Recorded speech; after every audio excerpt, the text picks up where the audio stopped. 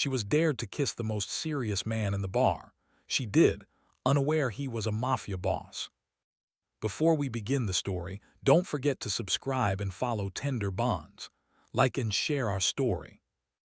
The night Miller Cross was buried, Silas Prout drove out to the county line and sat in his truck with the engine off until the cold came through the doors. He didn't cry. He wasn't built for it, or had told himself that long enough that it was probably true by now. He just sat there with the heater ticking itself quiet and watched the road go gray with coming snow, and after a while he drove back to Delford because there was nowhere else to go. That was November. By January the town had made its adjustments. The way towns do, casseroles tapered off. The widow got a part-time job at the hospital laundry. The kids went back to school. Life reorganized around the hole, the way a river moves around a fallen tree. Silas watched all of this from the grain elevator where he'd come to work 4 months before Miller died, brought there by Miller's phone call and Miller's confidence in him, which had been the only confidence anyone had shown him in a long time. And he stayed because leaving felt like a second abandonment, and he couldn't locate in himself the will to commit one. He'd done worse than that once. He knew the shape of real abandonment. What Silas had been before Delford was an arrangement, not a criminal, or not the kind that woke at 3 in the morning cataloging sins. He'd coordinated logistics for Dominic Zarelli's freight operation in Cleveland, legitimate floors, legitimate manifests, legitimate enough that he could have passed a lie detector about his job description, which he'd tested privately in his head more than once. The 4th floor of Zarelli's building had nothing to do with him. The people who went up there had nothing to do with him. He knew where the exits were in every room he entered. He knew which men at every table carried and where, and he'd told himself this was just attentiveness, just the habit of a careful man. Then one November, a different November, 4 years before Miller's, he drove a man named Garrett to the parking garage of St. Vincent's Medical Center at 1:15 in the morning. Garrett was holding a dish towel to his side. He didn't ask Silas to take him. He just got in the truck because Silas's truck was there and Garrett needed a truck. Silas drove. He didn't ask what happened. He let Garrett out at the emergency entrance and sat in the parking garage for 40 minutes after, listening to the ventilation, and understood for the first time that being adjacent was not the same as being innocent. He left Cleveland the following week, took the job at Miller's elevator, stored everything else in a unit off I-90. He still paid $40 a month for, like a man maintaining a second address he intends to return to and keeps not returning to. Miller's red toolbox had been in the bed of Miller's truck under 6 inches of snow when Silas finally cleared the truck out in December. He didn't know why he kept it. He put it on the shelf in Deb's garage, above the workbench, and there it stayed, dented paint, one latch broken, the good one held with baling wire Miller had twisted so many times it held the shape of his hands. Silas looked at it every time he went into the garage, which was often, because Deb's garage was the kind of place where things always needed doing, and Silas was the kind of man who needed things to do. The bar was called Harlan's, though no Harlan had owned it since 1987. The sign out front had lost 2 letters to weather and indifference, so it read Arlands in orange neon that buzzed when the temperature dropped, which in Delford, Ohio in January was always. Silas went on Friday nights because Deb's sister came Fridays to sit with the kids, and he'd made a habit out of the hour of being nobody's anything. He stood near the back. He'd been doing this his whole life without knowing it had a name, positioning himself at the perimeter of things, keeping the room in front of him, noting who was drunk enough to become a problem, and filing the rest under not my concern. He'd thought of it as independence. He'd thought of a lot of things as independence that were probably just distance. He saw Cass before Cass saw him, which was also habit. She was at the bar with Joni Fells, who'd come back from Columbus for reasons she hadn't shared with anyone, and had the particular edginess of a person who'd returned expecting to find a place changed, and found it stubbornly itself. Cass was the opposite of that. She had the settled quality of a woman who'd already burned down whatever she needed to burn down and was now just looking for a place to set down the ash. Dark hair pulled back without ceremony. A canvas jacket with honest wear on the elbows. She wasn't performing anything, which was unusual enough in a bar that Silas noticed it the way you notice a room that's been aired out. He saw Joni lean in close to her.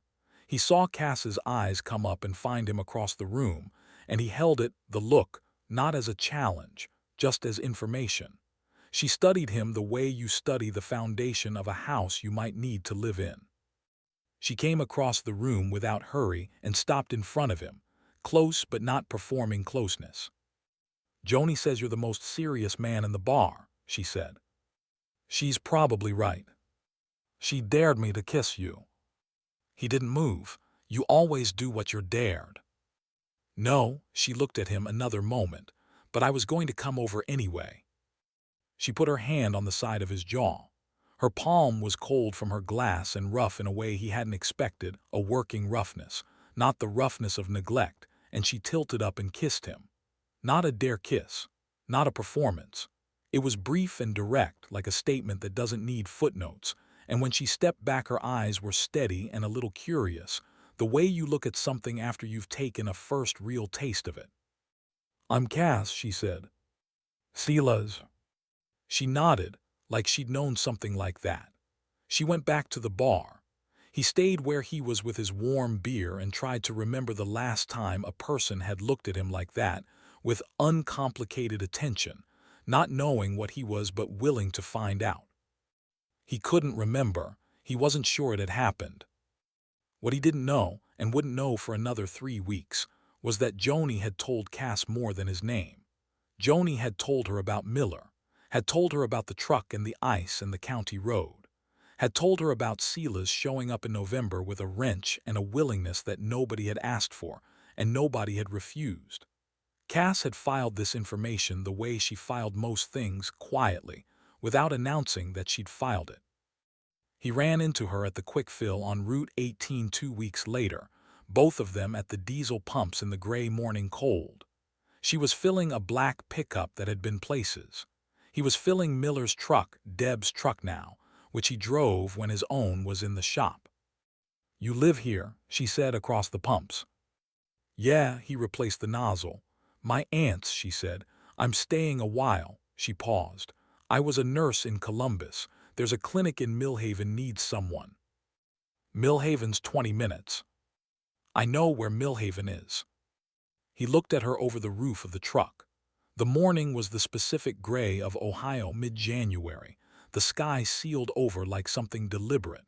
She wasn't apologizing for being there and she wasn't explaining herself either, and he found this not attractive exactly, though it was that too, but right. Correct. The way a properly balanced thing feels correct. "Good luck with the clinic," he said. "Thanks," she got in her truck. "See you at Harlan Sila's." He drove back to Deb's house with a tank full of diesel that wasn't his, and stood in the kitchen while Lindy, 12 now, Miller's daughter, her hair in a ponytail she adjusted constantly with a gesture that did something to him every time, did homework at the table. He made spaghetti from a jar because that was what was in the cabinet. Deb came in at 6:15 and said smells good without looking up from the mail. He set 4 plates and they ate, and that was what the evening was. He thought about what he'd told Cass standing at the pump. "I live here. Not I work here. Not I ended up here." He'd said it without deciding to, and it had come out true, and he wasn't sure when that had happened. They developed the shorthand of two people converging without discussing convergence. He knew she took her coffee black. She knew he was gone by 7 weekday mornings. She knew about the kids because Delford was 2,200 people, and everyone knew about the kids. He told her about Cleveland in the oblique way of a man who's practiced not looking directly at things, logistics, big company, left when the work got complicated. And she heard the shape of what wasn't being said and didn't lean into it, which he understood as a form of respect that was rarer than most people knew. One Friday in February, she said, while they were standing at the bar, watching a dart game that nobody was playing very well. You check the exits when you walk into a room. He didn't deny it. Habit. From the logistics.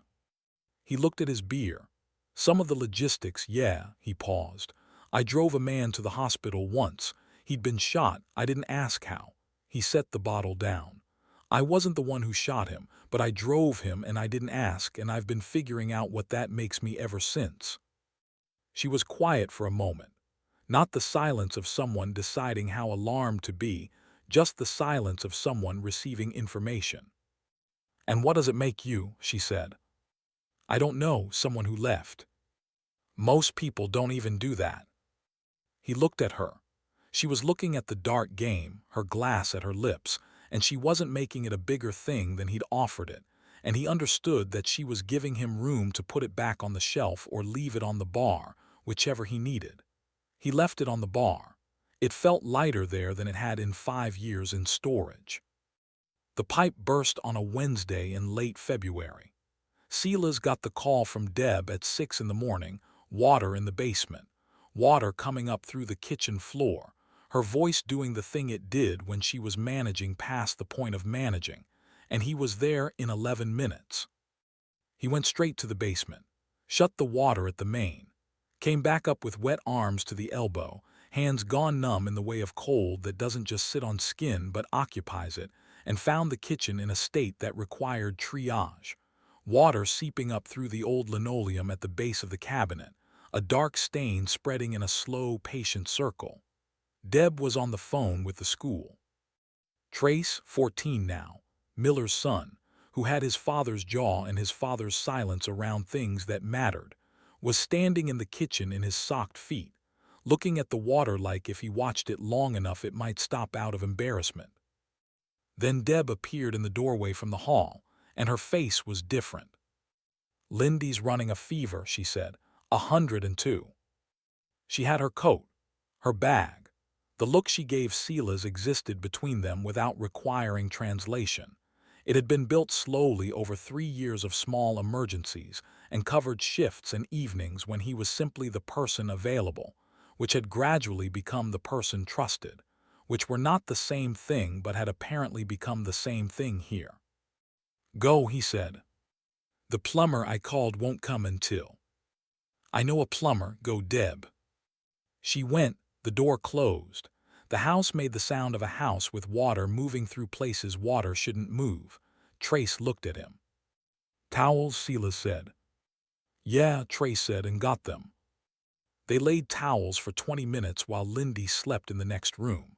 Silas called his plumber, a man named Gutierrez who owed him nothing but came anyway and got him there by 9. He called the elevator and said he wasn't coming in. The manager owed him hours and said fine. He sat at the kitchen table while Gutierrez worked below, the sounds of it coming up through the floor as a series of metallic objections, and Trace sat across from him doing homework he hadn't done the night before, and Silas did not ask why. At 10:30, Lindy came out of her room wrapped in a blanket, eyes glassy, hair destroyed, and stood in the kitchen doorway looking at both of them with the particular helplessness of someone who knows they're sick and doesn't know what to do about it. I'm hungry, she said. Okay, said Silas. He got up and made toast.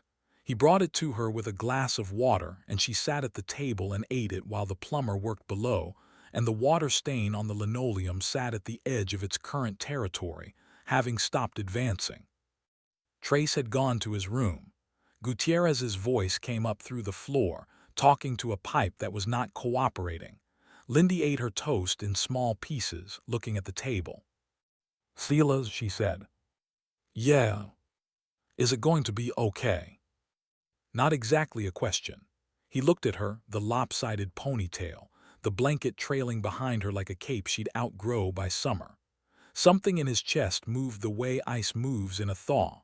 Not dramatically, not all at once, just a slow shift of great weight that had been still for a long time. The pipe's an easy fix, he said. I know, she broke off a corner of toast. I mean in general. He stood there with the dish towel in his hands. Outside the window the sky was doing the thing Ohio skies did in late February, not committing to anything, hovering between snow and rain, holding everything in suspension. He was not a man who arrived at things through thinking. He arrived through pressure, through the slow accretion of mornings that looked like this one, through the specific weight of a child's question that had no good answer and required one anyway. "Yeah," he said, "in general, too." She nodded, satisfied, and ate the last of the toast. She went back to the couch. Silas stood at the counter for a long time after, the dish towel in his hands, not moving. He was in the center of the room. He was not at any edge. He was standing in the middle of the kitchen of a house that was not his, in a life that had been assembled around him by the specific gravity of other people's needs, and he understood, not as a thought but as a physical fact, something he felt through the soles of his feet, that this was it. Not the life he'd been waiting to be ready for. This one. Already. He was already inside it. And not because he was good or because Miller would have wanted it or because he owed something to the dead. Because they had saved him. Their pipes and their fevers and their homework and their toast, all of it had done something to him that he'd never been brave enough to let another person do. It had made him necessary. He drove to Cass's aunt's house that evening without calling. She answered the door and looked at him the way she always looked at him, reading the day off him, quiet and unhurried, and stepped back to let him in. The house was warm and smelled of wood smoke. He stood in the front room with his coat still on, and she stood in the middle of it, not closing the distance, not holding it either, waiting. "I worked for a man named Zarelli," he said, "in Cleveland Freight Company, legitimate freight on the floors I touched, but there were other floors." He looked at the floor of this room. "I coordinated logistics for 4 years and told myself that knowing where the exits were was just careful, that not asking questions was just professional." He paused. "I drove a man to the hospital. He'd been shot in the side. I didn't ask by who or why. I just drove him and sat in a parking garage for 40 minutes after. And 2 weeks later, I took Miller's job offer and put everything I'd been in a storage unit off 90, and have been paying $40 a month to not look at it." Cass was quiet for a moment. "Were you the one who shot him?" she said. "No." "Did you know he was going to be shot?" "No." "Did you know it was that kind of work when you started?" He thought about it honestly. "Not exactly, and then gradually, and then I knew exactly, and I stayed another year anyway." She looked at him steadily. "And then you left." "And then I left." She came across the room. She put her hands on the lapels of his coat and turned them down in a matter-of-fact way, like she was straightening something that had been crooked for too long. "You made spaghetti from a jar for 3 years," she said, "for someone else's kids. You got up at 6 in the morning to fix someone else's pipe. You drove someone who'd been shot to a hospital." She looked at him. "You drive people places. That's what you do. The question is just where you're driving them." He looked at her hands on his coat. He covered one of them with his own. "I've got complications," he said. "Deb's situation, the kids, it's not. I know what it is. I'm not who I look like." "Silas," she held his eyes, "I applied for the Millhaven job this morning." He stood there with that. Outside, the February thaw had begun. He could feel it even inside, a loosening in the air, the temperature reading as something releasing, the long cold finally reconsidering. A door opening. He felt it the way you feel a change in barometric pressure, not with your mind but with your whole body, some old animal part of you that knows weather before weather arrives. He didn't confess further. She didn't absolve. He took his coat off and hung it by the door, and she went to the kitchen to put the kettle on, and he followed her. Spring arrived in Ohio the way Ohio springs always do, unconvincingly at first, making offers it then retracted, then all at once in mid-April like someone who'd finally decided they meant it. The grain elevator reopened. Cass got the Millhaven job and drove the 20 minutes each way with the equanimity of someone who'd learned to measure distance in terms other than miles. She was at Deb's house 4 nights a week before anyone had formally decided this, which was how most of the real arrangements in that house got made, not by negotiation, but by repetition, until the thing was simply true. Deb set a fourth place at dinner without being asked. Lindy accepted Cass with the directness of a child who recognizes warmth as a resource and doesn't overthink its source. Trace was harder. Trace was 15 and his father was 2 winters dead, and he'd organized his survival around not naming what Sila's was, not stepfather, not uncle, not family, just a word he didn't have. And a new person joining the household's gravity required recalibrating an orbit he'd never asked to be in. He wasn't unkind to Cass. He was 15 feet away at all times, which was his version of the same.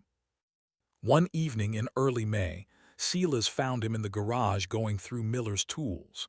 Not ransacking them, handling them, one at a time, the way you touch objects belonging to someone you've been missing at a cellular level and haven't let yourself say so.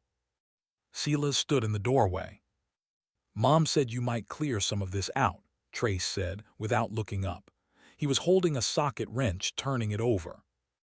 "Maybe eventually, no hurry." "He showed me how to change the oil with this one." He set it down, then picked it up again. "I think I remember most of it." "You want to change the oil on the truck? We can do that." Trace looked up for the first time. He had the direct, uncomfortable gaze of a teenager who hasn't yet learned to pretend he's not evaluating you. "You staying?" he said, not a question. "I'm staying." Trace looked back at the tools.